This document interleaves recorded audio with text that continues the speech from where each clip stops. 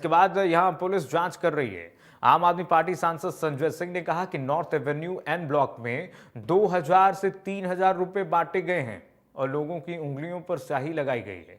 यह सब चुनाव आयोग की नाक के नीचे हो रहा है। जंगपुरा में मनीष सिसोदिया की मौजूदगी, आप और बीजेपी कार्यकर्ताओं की एक दूसरे के खिलाफ नारेबाजी, आम आदमी पार्टी का आरोप इस जगह पैसे बांटे जा रहे थे।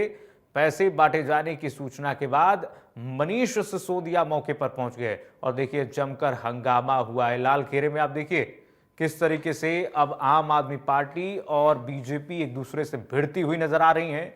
दोनों पार्टियां एक दूसरे पर आरोप लगा रही हैं कि देखिए, दो तस्वीरें आपको दिखा दें जंगपुरा से, जहां से दिल्ली के पूर्व उप मुख्यमंत्री मनीष सिसोदिया इस वक्त मैदान में हैं। मनीष सिसोदिया ने आरोप लगा दिया कि देखिए यहां पर 2000 से 3000 यहां पर पैसे बांटे जा रहे हैं, लोगों को भरगलाया जा रहा है। जमकर जंगपुरा में हंगामा हुआ है।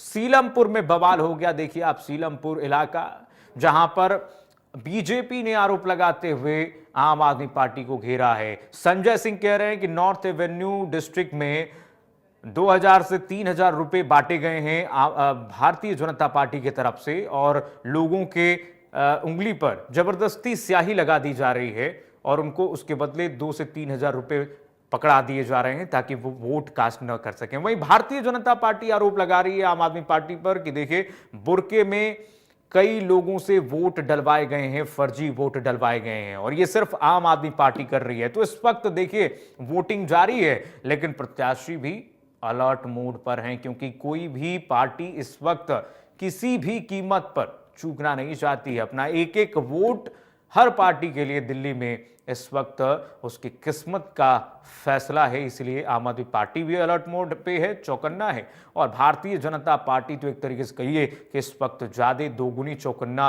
है और हर बूथ पर भारतीय जनता पार्टी की नजर है क्योंकि बीजेपी इस बार किसी भी कीमत पर इस चुनाव को अपने हाथ से नहीं जाने देना चाहती है क्योंकि 27 साल से जो बीजेपी सत्ता से दूर है दिल्ली में, वो इस बार काबिज होने के लिए इस वक्त चुनाव प्रचार में आपने देखा तमाम केंद्रीय मंत्रियों को, बीजेपी शासित राज्यों के मुख्यमंत्रियों को उतारा गया था स्टार प्रचारकों के। खुद प्रधानमंत्री नरेंद्र मोदी ने कितनी बार कई जगह रैलियां की और सीधे सीधे अरविंद केजरीवाल और आम आदमी पार्टी को घेरते हुए भ्रष्टाचार का खूब आरोप लगाया, शीश महल वाला खूब आरोप लगाया।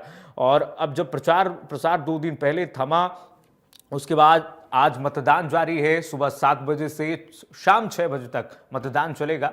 इंडिया न्यूज भी आपसे अपील करता है कि जाइए अपने मतदान स्थल पर अपने मत का प्रयोग कीजिए।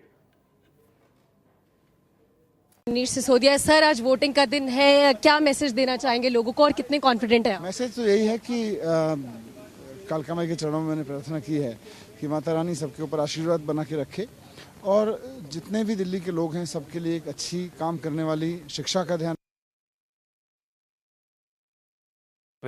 मनीष सिसोदिया उप मुख्यमंत्री, पूर्व उप मुख्यमंत्री, दिल्ली से बातचीत हमारे सहयोगी ने किया और उसमें उन्होंने कहा कि देखिए आम आदमी पार्टी इस पूरे चुनाव में जीत रही है, हर जगह से हम जीत रहे हैं। आपको बताते हैं आम आदमी पार्टी और जो यूपीए ब्लॉक है, एक तरीके से कहिए इंडिया ब्लॉक है, यहाँ पर आपस में ही एक दूसरे के खिलाफ लड़ते हुए नजर आ रहे हैं। जैसे कांग्रेस पार्टी ने अपने प्रत्याशियों को सभी सीटों पर उतारा है, आम आदमी पार्टी ने अपनी प्रत्याशियों को उतारा है, वहीं भारतीय जनता पार्टी ने 66 सीटों पर प्रत्याशियों को उतारा है। साथ ही साथ अपने सहयोगियों के लिए भी उसने 2 सीटें छोड़ी हैं और साथ ही साथ एक तरीके से कहिए कि इस वक्त ये मुकाबला जो टक्कर का दिखाई दे रहा है, तीनों पार्टियां अलग अलग तरीके से प्रचार करती आई और फ्रीवीज वाला जो मुद्दा हमने देखा, तीनों पार्टियों ने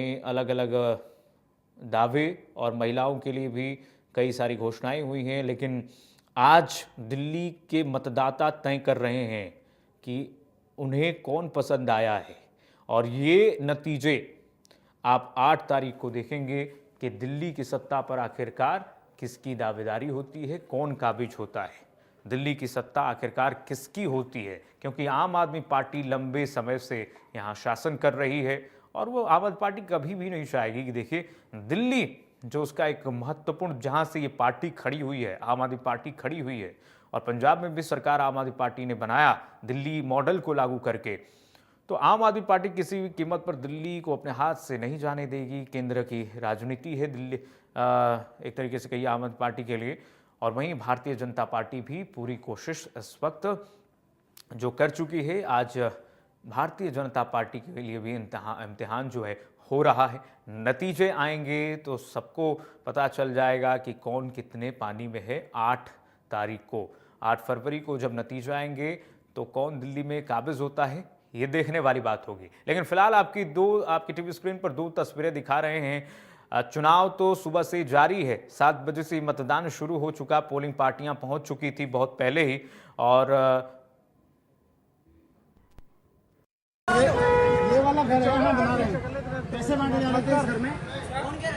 मैं कह रहा हूँ तमीज में, हेलो इसको रेड करो आप, इस घर में चौक डालिए, इस घर में रेड करिए, इस घर में रेड करवाइए।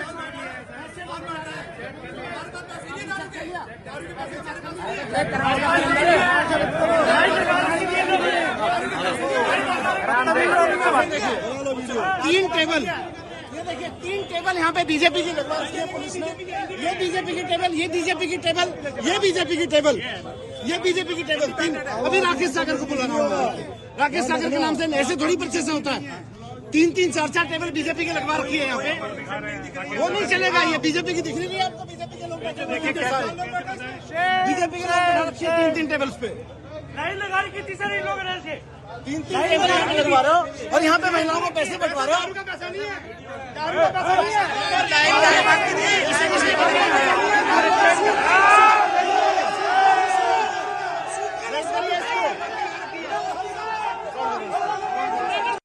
संभव शर्मा जुड़ गए हैं तमाम जानकारी के साथ इसी खबर पर। संभव, इस वक्त तस्वीरें दर्शकों को जो दिखा रहे हैं, सफलतापूर्वक तो हो रहा है मतदान, लेकिन जो तस्वीरें आई हैं उसमें झड़प की भी तस्वीरें आई हैं। मनीष सिसोदिया खुद मोर्चा संभाले हुए जंगपुरा में नजर आ रहे थे, वो कह रहे तमाम आरोप लगा रहे हैं। क्या अपडेट, अभी क्या जानकारी देंगे दर्शकों?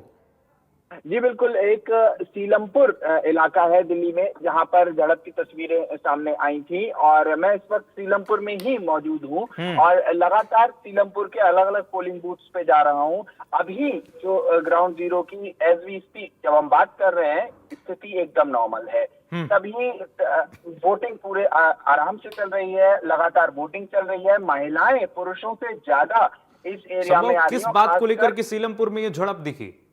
जी बिल्कुल, अगर झड़प की बात की जाए तो झड़प एक तरह से कंफ्यूजन की वजह से हुई थी और जहां पर बीजेपी की तरफ से आरोप लगाया गया था कि कुछ महिलाएं तुर्की में अपनी आइडेंटिटी को छुपाकर फेक वोटिंग कर रही हैं और वो दिल्ली की मूल निवासी भी नहीं है, दिल्ली की वोटर भी नहीं है और तब भी यहाँ पर फेक वोटिंग हो रही है सीलमपुर इलाके में। क्योंकि ये मुस्लिम बाहुल्य इलाका है और हिंदुओं की भी संख्या लगभग बराबर है, तो ऐसे में जो वोटिंग है वहां पर, वो पोलिंग बूथ है वहां पर एक टेंशन का माहौल था और लगातार हम पूरे नॉर्थ ईस्ट दिल्ली में सुबह से रिपोर्ट कर रहे हैं। हवा में एक तरह की टेंशन है क्योंकि जो पोलिंग बूथ है वहां पर सभी धर्मों के लोग हैं और खासकर एक तरह से पोलराइजेशन है वोट्स में देखने को मिल रहा है। अलग अलग पार्टीज के लगभग बराबर वोटर्स बता रहे हैं कि हमने जो वोटिंग की है वो लगभग सभी पार्टीज के लिए, ऐसा नहीं है कि किसी एक पार्टी के लिए ही वोट पड़ रहा हो। तो इस तरफा बैटल होती हुई दिल्ली में नहीं दिख रही, खासकर नॉर्थ ईस्ट दिल्ली में जहाँ के अलग अलग इलाके हैं, चाहे वो करावल नगर हो, चाहे वो सीलमपुर का एरिया हो, यहाँ सब इसी वजह से एक तरह की टेंशन हवा में देखने को मिल रही है। हालांकि सिक्योरिटी जो पुलिस पर्सनल है और दिल्ली पुलिस है वो मुस्तैदी से तैनात है और ग्राउंड जीरो पे तैनात है।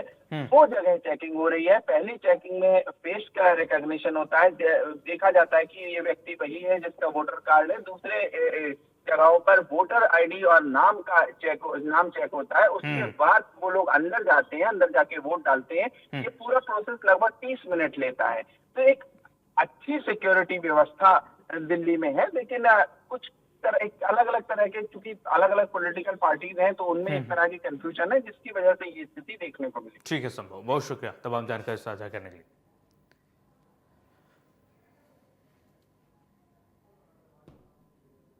और चलिए फिलहाल के लिए स्पेशल रिपोर्ट में बस इतना ही।